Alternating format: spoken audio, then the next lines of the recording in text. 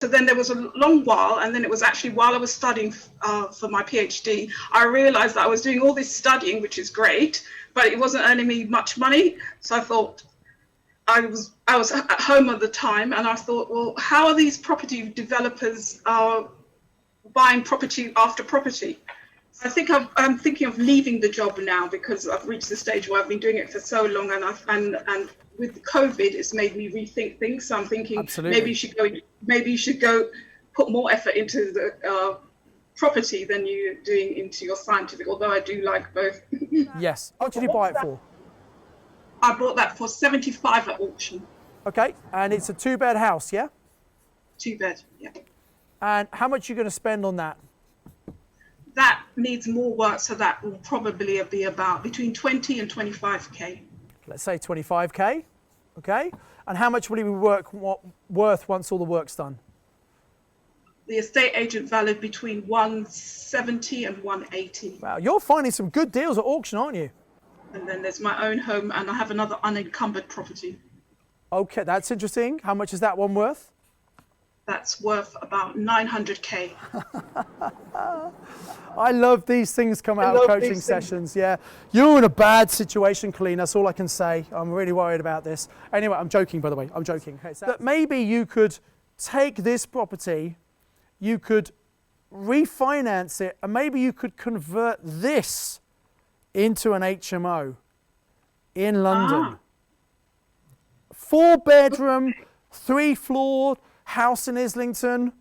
I'm pretty sure Islington's a pretty popular place to rent, and I wonder if, you know, if you release the money from that and you turn it into an HMO, it might be a 4 or 5-bed HMO, and you know, because you already own it and you don't have to put any money into it, actually I wouldn't be surprised if you could maybe get maybe even as much as, because you'd only have the mortgage and the bills, maybe even as much as £2,000 from that one property. Right. Never thought of that. Well, that's why it's good to have someone coaching you, right? Hello, Colleen. How are you? Very well, thanks. Good. Are you enjoying Property Magic Live? Very much. Good. Excellent. So, Colleen, if you don't mind, if you're open to it, I would like to coach you and help you move forward, if that's okay. Obviously, it is in front of all the other people on property. So we're trying not to talk anything too confidential. If I ask you something you don't want to talk about, that's fine. But in the benefit of helping other people learn, are you okay for me to push you and stretch your thinking and challenge you? Yeah, definitely. Okay, good. And that's the point, guys. So whenever I coach someone on Mastermind, I'm not just coaching that one person. Everyone who's listening in is also going to benefit from that. So thank you very much, Colleen. So first of all, tell everyone a little bit about yourself. So it says you're a scientist. Yes. Well, what are you doing? I'm an immunologist. So immunologist. So have you been busy with what's been going on recently then? Quite busy. Yeah, I would have thought so, right? Okay. And do you mind sharing how much you earn? 35,000. 35,000. Okay, £35,000 a year, which is that's an above average salary. That's a pretty good salary, right? And you're based in London, is it? Yes. Islington. Okay, fantastic. Islington was that? Sorry. Yeah, great. So there's a slight time delay. Sorry. Okay, and so it says here that you've already got some properties. Tell us a little bit about your property journey so far, please, Colleen. Okay, I started probably it's been part-time because I'm working. Yes. So I would say probably I've been treating it more like a hobby. Yep, like most of us do, right? Yeah, so I started when I bought the first property in, I think, 1999, which was a house to live in, and it was a 2-bedroom flat, which I converted the upstairs into a studio, which I rented out, and I lived downstairs, so that paid for the mortgage. Right, fantastic. Good, okay. Okay, and then the next so then there was a long while, and then it was actually while I was studying for my PhD, I realized that I was doing all this studying, which is great, but it wasn't earning me much money. So I thought, I was at home at the time, and I thought, well, how are these property developers buying property after property? So I thought I'd go along to a couple of property leads. I just wasn't a member of PIN or anything. I just dropped in sort of the free ones, and they were talking about lease options and all these things that I didn't know about. So since I'm quite good at research, I thought I would pick one of them and research. So I decided to look at auctions. Okay, good. So I did quite a lot of research work and asking people about auctions, and I decided to use that as a strategy. Yep. Also because I found that working with estate agents wasn't working for me. Probably I don't know how to go about it. Okay. So I then bought my first property. The next property I bought that at auction for I think around 89K, and then I spent around 12 on the refurb. I remortgaged it and got all the money out. Great, well done. And the initial cash to buy that I got by remortgaging the house that I bought initially to live in. Yes. And I was so it's a traditional way. You've got some equity. You use the equity to buy a property, and it kind of helps you move on and on. Yes, great. That works really well. Okay. Okay. And then so that was bought at auction for cash, and then the next property I bought, I'd gone along to a meeting and someone was talking about bridging, which I'd never heard of. Yeah. And they said, well, it's good, you bought it, but why don't you leverage it using bridging? So I went away to find what bridging finance was. Okay. And then the next two properties I bought, I was dividing the money up and bought two properties at auction using bridging finance. Yes, okay, good, great. And refurbished those. Took all the money out and rented them. And then I bought another property, again, at auction using bridging finance and did the same thing. So these were all in London. And so they're all currently rented out now. And then the latest bit of my property journey, I joint venture, I found a JV partner and we bought two properties in Nottingham, one a 2-up, 2-down house and one a 1-bedroom flat, which I bought just before lockdown. So I'm in the middle of doing the refurbs for those. Right, okay, great. And so how do you find that particular joint venture partner to work with? I've known him since I was in primary school. So right, so it's a good friend of yours, and is he based in Nottingham then, or? No, he's based in London. Okay. He doesn't have any property experience, so he brings the finance and I provide what experience I know with regards to auctions. Great, good. Okay, so it sounds like, and I think it's great to find a strategy that works for you and just keep doing it. That's a really good thing. So, so how many properties how many do you actually own now? How many have you retained? So I've retained all of them. Okay, so how many is that? So that's 4, 5. I've got 4, 5. 5 in London. Yep. And then two in Nottingham. Okay, the two Nottingham ones are new ones. Okay, great. So the 5, and it says here your rental income from all of those is that the profit, the cash flow, is 1,100 per month. Yeah. Yeah. Okay. So I'm assuming they're single lets. They're all single lets. Okay. Right.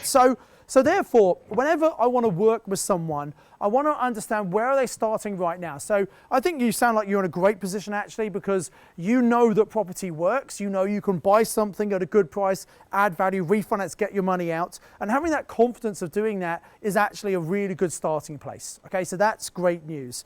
And then obviously you're earning, 35,000, so that's about 3,000 a month, I guess, before tax. You said your goal here is to get to 4,000, and do you intend to leave your job at that point, or do you like your job but you just want to get the extra income coming in? I think I'm thinking of leaving the job now because I've reached the stage where I've been doing it for so long, and with COVID it's made me rethink things. So I'm thinking maybe you should go put more effort into the property than you're doing into your scientific, although I do like both.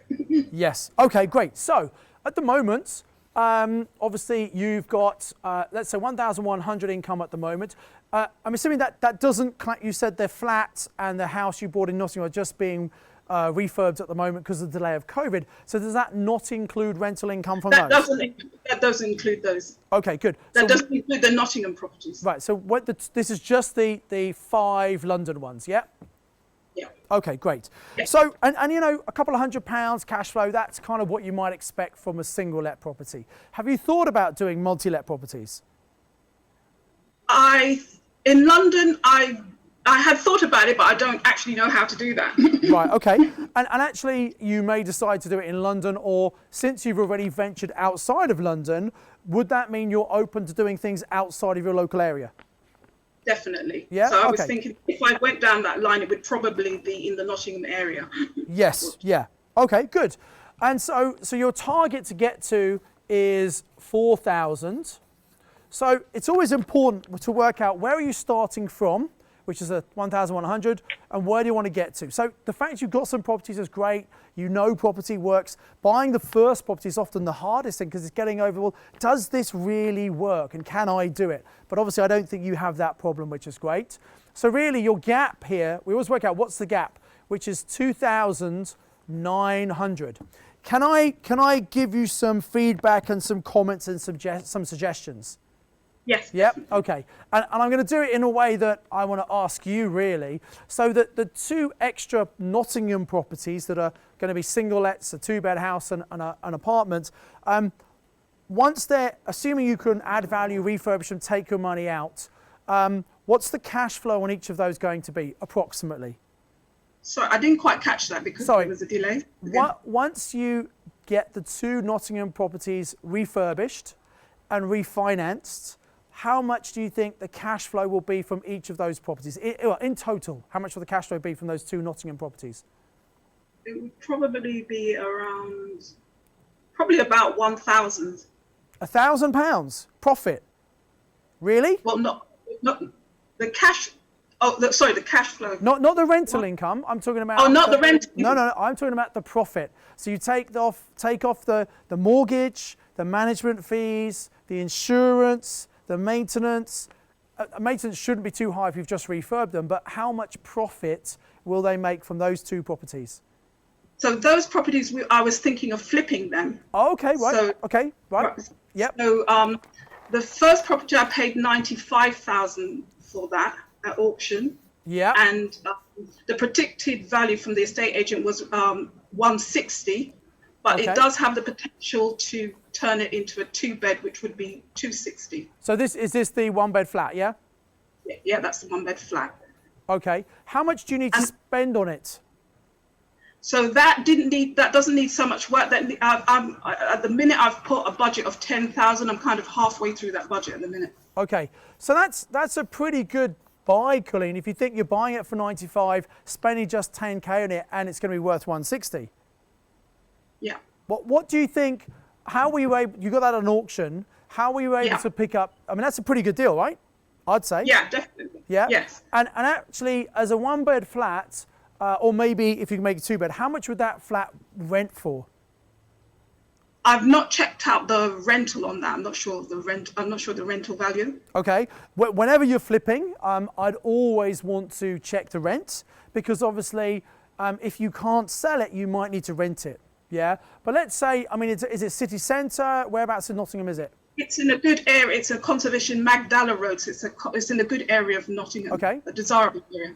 Let's say it gets, I mean, I don't know the rents in Nottingham, I don't live there, I don't have property there. Let's say it gets £900 a month, shall we say?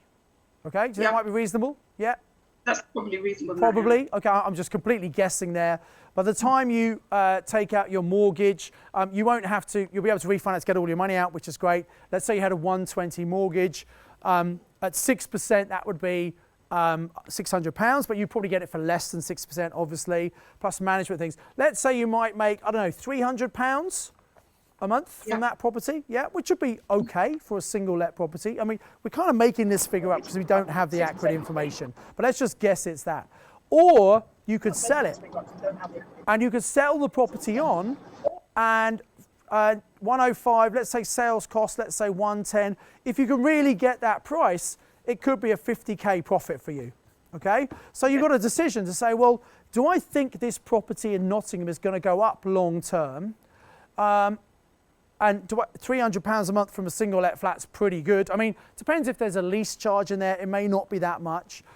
Or do I get £50,000 profit? Now, I guess because someone else has put the money in, are you splitting this profit with someone else? We're splitting the profit. Yeah. So let me demonstrate a few things to you, Colleen, here. And obviously we talked about, the cost of doing joint ventures. They can be great, okay? If you have no money at all, or you've run out of your own funds, doing a joint venture and getting 50% of the profit might be better than getting none of the profit. But I wonder if you really need to do that. And let me show you why. So, if you don't mind me asking, do you have much cash available in the bank? I've got about, yes, well, it depends what you mean by, I've got about 50 grand of cash. 50 grand, okay. So this is one of two deals you're doing in Nottingham, right? Yeah. Can I challenge you here? Why did you have to do a JV on that? You found this deal, right? Yes. And someone else has put the money in. Yeah. And they're going to be putting in what, 25% deposit plus the closing costs plus the refurb costs? They're putting in all the cash. They're putting in the deal was they put in all the cash and have you bought this cash then? We've bought that cash. Okay, right. So in other words, you didn't have 105, 110,000. But could you have bought this through bridging? Probably, yes. Could you have maybe got a 70, 75% mortgage on this? Yes. Which means you only have to put in maybe, let's say 25,000 plus the refurb costs, 35, let's say 40 worst case scenario. Would you have the money to do that? Yes. Yes. And then you could have sold it and made £50,000, got all your money back and made £50,000 instead of selling it and only getting 25 back. That's true. That is true. That is true. And obviously there might be lots of reasons for doing JVs about the long-term future, but I'm just saying sometimes people go into joint ventures where actually they might have access to the funds themselves. Yeah? Yeah. So maybe you could have done this one yourself. Let's talk about the other deal in Nottingham. Okay, so what's that? What did you buy it for? I bought that for 75 at auction. Okay, and it's a 2-bed house, yeah? 2-bed, yeah. And how much are you going to spend on that? That needs more work, so that will probably be about between 20 and 25k. Let's say 25k, okay? And how much will it be worth once all the work's done? The estate agent valued between 170 and 180. Wow, you're finding some good deals at auction, aren't you? Do these happen to be London auctions you're going to? No, when I was in London, they were the London auction, but these happen to be the Nottingham auction. It's just because I spent a lot of time researching what I'm buying so that I know that it was going to make a profit before I purchase it. So for me, this is even better than the other one, right? Because if you look at it, the other one, you're spending less money on it, but you're buying it for more and it's going to be worth less. This is worth more and actually net it's cost you less money. So I'd say a similar thing here. You may not have had enough money to do both of these deals, right? But you could have used bridging and your money to do this deal, or bridging to use your money and do this deal. And maybe make, let's say, 60k profit after all the expenses here, 50k profit here. And for me, if you wanted to do the two deals, I would say, well, hang on, this one needs more money putting in, but is less profitable. This one is less money in and more profitable. I would have done this one yourself with your money and got your joint venture partner to do this one. Does that make sense? That makes sense. And you would have probably an extra, maybe 30, 35,000 pounds of profit by doing that. Would an extra, and how much do you make each year, Colleen? 35,000 on your job? 35. So what I'm saying here is by just thinking in a slightly different way, you could have made an extra year's salary from the deals you're currently doing. Right.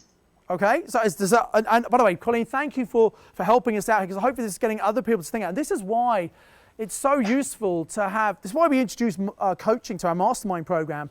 People, they're out there, they're doing deals, they're making money, they're doing well, but sometimes just a little tweak can help you think, oh, maybe there's a different way of doing this. And someone looking in who's not in the deal, who's not too close to it, can see different things that sometimes you can't see. Does that make sense? Yeah, that does. Now, it's going to get better, Colleen, as well. So this is good news, by the way, because you're finding great deals, obviously. And I bet there'll be a whole load of people watch this say, hey, I'd love to join venture Colleen because she's finding great deals that are really profitable. So if you do actually run out of your own funds, I'm sure there'll be lots of people here who you can connect with, might want to work with you. That's why it's always good to, use the 20 seconds at the local PIN meetings, make sure people know who you are, and if you can ever be interviewed like this, well, it's pretty powerful. But there's some more good news for Colleen, and that's this. So let's go back to thinking about your London properties, okay? And you want to get up to this kind of cash flow thing. So I've got two thoughts here. First of all, if you started to do HMOs, and let's say you're obviously confident about finding an area outside of where you live, doing your research, getting to know the area and doing HMOs, you could get good 6-bed HMOs that could make you maybe £1,000 a month profit. So for you to get from 1,100 to 4,000, if you continue doing single let properties where you're going to make maybe £200-300 a month, you're going to need between 10 to 15 properties. If you do single lets, £200 to £300 profit per month, you'll need 10 to 15 extra properties to get you to the £4,000 mark. Does that make sense? Yeah? That makes sense. But if you do HMOs, or you might look at service accommodation, whatever, I just prefer HMOs personally, and you're making £1,000 profit per month, well, suddenly you only need 3 properties. Well, so I did consider turning the London properties into service accommodation, and I was in the process of that, and then lockdown happened, so I decided to change my mind and left them as single. And I think that's a good idea, because right now I think there's going to be great opportunity for service accommodation, but the market is a bit unstable. No one really knows. Might have more lockdowns and things, so I think that is a little bit more risky at the moment. If you want to minimise the risk, what you're doing is probably a good idea. But the point I wanted to make here was, going forward, deliberately looking for these high cash flowing properties, would you rather buy just 3 more properties and get to your goal, or do you want to continue what you're doing and buy 10 to 15 to get to your goal? I'd rather buy 3, because 10 to 15 will take me much too long. Probably. I mean, you want to leave fairly soon, right? Yes. Yeah. How soon would you like to leave your work, Colleen? Probably by the end of the year.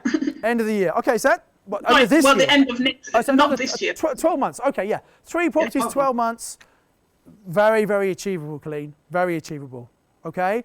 And instead of 10 to 15, that might take... we've had people do that in a year, but actually that could probably take 3 to 5 years. Right. Which means 3 to 5 years more working, right? So you don't want to do that, really, do you? No. No, okay. Just another observation is actually, if you're earning 35,000 a year, that's about, is that before or after tax? That's before tax. Before tax, okay. So actually that's about £3,000 per month, right? So for you to actually replace your income, you only need 3,000, and you've already got 1,100 coming in. So by getting to 4, I guess that's more than you're currently earning. So is that just to give you a bit more of a stable position to be in? Yeah, it's just to give me a stable position. I understand that. Good. And the second thought I had, so the first thought was, well, actually, if you change strategy slightly, you could get there much quicker. You don't need as many properties. The next thing I'd like to talk about is these 5 properties you've got in London. How much do you think those properties are actually worth at the moment? Total. Well, one is worth 254. Okay. Okay, 254. Maybe someone add. Can you get your phone to add these up for me, please? So 254. Yep. One is worth 230. 230. Yep. Worth 336. 336. Yep. One is worth 240. 240. Yep. And then there's my own home, and I have another unencumbered property. Okay, that's interesting. How much is that one worth? That's worth about 900k. I love these things come out of coaching sessions. Yeah, you're in a bad situation, Colleen. That's all I can say. I'm really worried about this. Anyway, I'm joking, by the way. I'm joking. Okay, so that's 1, 5, 8, 11, 16. It's a million. 2, 3. Hang on, I've just. Right. Is that right? 1.96. Yeah, okay, great. 4, 6, okay. So 1.96 million pounds worth of property, okay? And what I was going to ask you before you gave me that just absolute gem was, what are the mortgages on all of these? But you said one of the properties is unencumbered, the £900,000 property. Talk to me about this £900,000 property, Colleen. So I inherited that. Okay, so I purchased it with my parents, and then they've deceased. So okay, it's just my sister living there, and I don't charge her any rent. So it's just okay. What does your sister do for a living? She's autistic. Okay, right. Okay. So does she have any kind of income coming in? Any kind of benefits or anything at all? She has benefits. Benefits. Yeah. Okay, and how much are those benefits? I think they're around $360 a month. Okay, $360 a month. Okay, so and it's great. It's great that you're looking after your sister, right? And obviously that's what your parents would want, right? Yeah. But let me ask you a question. This £900,000 property. Actually, let's just look at this makes life very easy for me. But let's forget that one for the moment. How much are the mortgages on the other ones? Forget your own home where you are. How much just on the rental properties? Roughly, how much are the mortgages? So the mortgage on one is 425. 425. So it's more than the more. No, not the monthly payments. I mean the amount you borrowed. The outstanding balance. Yes, beg your pardon. Oh, the outstanding balance. Let's see if I can. Yeah. So one of them is 136. And I'm not sure if I'm doing this against the right property, but it doesn't really matter. So doesn't matter. 136. Yep. One is 143. 143. Yep. One is 123. 123. Yep. And one is 124. 124. Can you add all those up, Annie, please? 526. If I take out the 900,000 from here, let's say the value of the other ones is 1.06 million. Okay, taking out the unencumbered one, right? 1.06 million, and the mortgages are 526. Okay. Now I'm assuming these look like are they single let properties, most of them? They're all single let. All the others are single lets. And they're making you cash flow. So here's my very simple thing, and we kind of talked about this, about releasing equity. You could probably go and remortgage something. Now, some of them might be on fixed terms and things, but given you've owned them for a number of years, I would suggest probably a lot of them are probably on standard variable rates. Yeah. Yeah. So you could remortgage them, and let's say you just went to 75% loan to value. Yep. You could probably get up to at least 750,000, maybe even a bit more. So you've probably got at least £200,000 of equity you could take out of these rents. Forget the one that's unencumbered, but £200,000 you could take out from your current portfolio. Now, if you did that, that would obviously have a slight impact on your cash flow. Because you're borrowing that extra money, you wouldn't have 1,100. You'd lose some of that. Yeah. But do you think with £200,000, knowing what you know about finding good deals in auction, do you think you could just find some properties in auction, which is your speciality, that are slightly bigger properties that you could add value to, refinance, get all your money out? Do you think you could do that probably? Yeah, because that's what you do, right? Yeah, so it's nothing different. It's just a slightly different type of property you're looking for. And we've seen so many examples, and you know about adding value and refinancing, getting your money out. Do you think £200,000 of seed capital, especially if you're using bridging finance when you first buy, do you think that would be more than enough to buy at least one HMO and do all the work on it? Yeah, I think so. Maybe even two, maybe even three. So in fact, Colleen, maybe you have all the assets you need already just in those rental properties to take out all the money. Not even taking into account this unencumbered £900,000 property. Right. But this property here, what would that, I know your sister's there and she's rent free, but what would you be able to achieve if it was a normal property you rented out, do you reckon, on a monthly basis?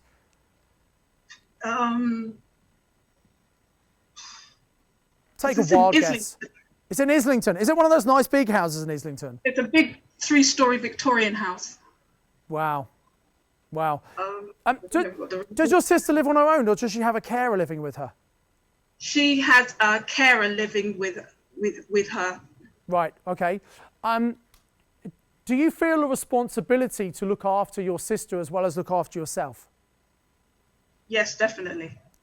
Do you think that maybe the more financially secure you are, that automatically means the more financially secure your sister is? Yes. Yeah. I would suggest there are two things you could do. You could refinance this on a normal buy-to-let mortgage, and based on whatever the rental income is, even if you're renting your sister, you know, you could probably release several $100,000 very, very easily.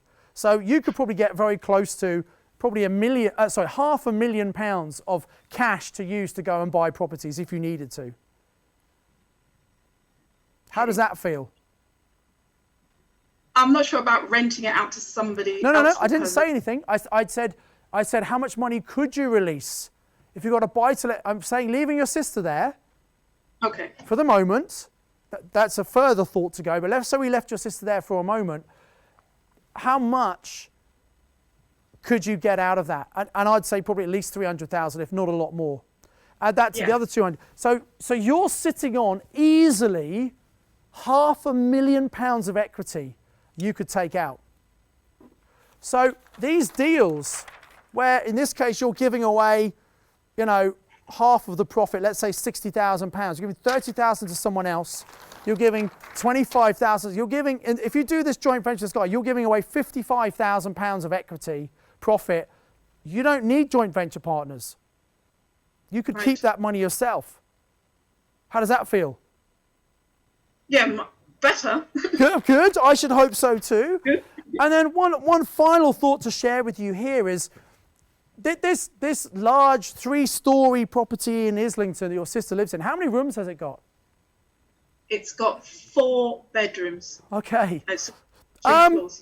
I wonder if some people watching this have just got light bulb moments and follow me on this thinking. Would your sister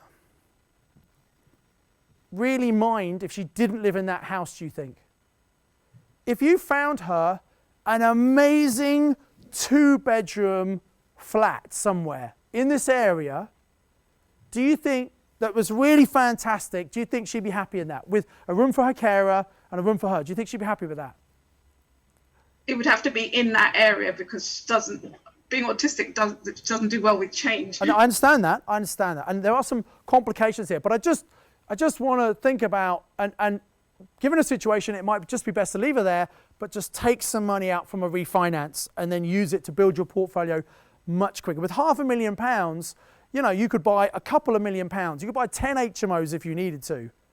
Yeah, and instead of getting £4,000 a month, you might be making more like £10,000 a month. Right. I'm just trying to expand your mind to possibilities. But what it strikes me is that maybe you could take this property, you could refinance it, and maybe you could convert this into an HMO in London. 4-bedroom, 3-floor house in Islington. I'm pretty sure Islington's a pretty popular place to rent. And I wonder if, you know, if you release the money from that and you turn it into an HMO, it might be a 4 or 5-bed HMO. And, you know, because you already own it and you don't have to put any money into it, actually, I wouldn't be surprised if you could maybe get, maybe even as much as, because you'd only have the mortgage and the bills, maybe even as much as £2,000 from that one property. Right. Never thought of that. Well, that's why it's good to have someone coaching you, right? And then you find somewhere very close, a lot lower value, but a lovely 2-bed flat in the area for your sister. Now, that's going to cost quite a bit, obviously. But some of the money, you know, you release from this HMO. In fact, if you just turned it into, maybe you released, maybe you go and buy a new flat. Let's say, what would a nice 2-bed flat in that area cost you, do you think? Let's do the numbers on this, roughly. Make it up. Somewhere between 300 and 400,000, I think. Let's say 400 to get a really nice one. You should get a really nice 2-bed flat, right? 400,000. If you, you'd buy it as an investment. You say, I'm going to rent this out. Now, the fact you've got your sister in there doesn't really matter, but you rent it outright to your sister, effectively. You'd be able to get a 300 mortgage. You need £100,000 to do that, right? Yeah. Deposit, okay? And by when it's all done up, you don't have to spend any money on it. So 100,000 to do that. So if you turn this one house, what could you make it into? A 5-bed HMO maybe? Yeah, probably. It's got quite large rooms, yeah. Yeah. What do you reckon a large room in an HMO in Islington might rent out for?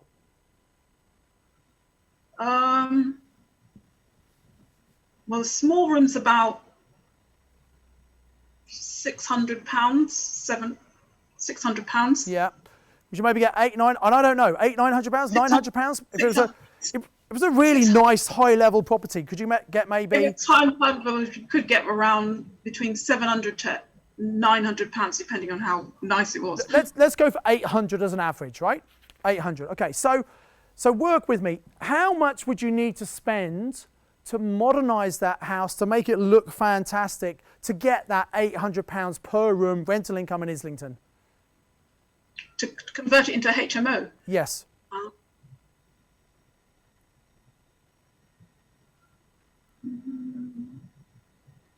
Not quite. I'm not sure.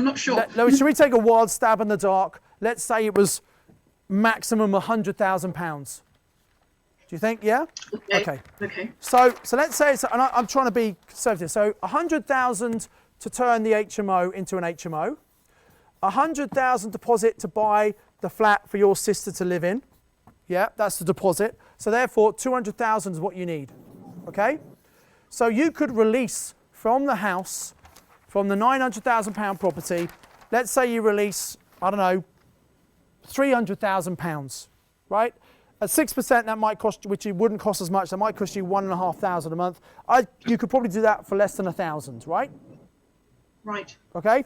Yeah. So that gives you money to buy your sister's property with a mortgage. It gives you money to do the work to get the rental income. 5 rooms at 800,000. 800 times 5 would be 4,000 per month. Let's say you take off on this. How much would a mortgage on a couple of 100,000 be?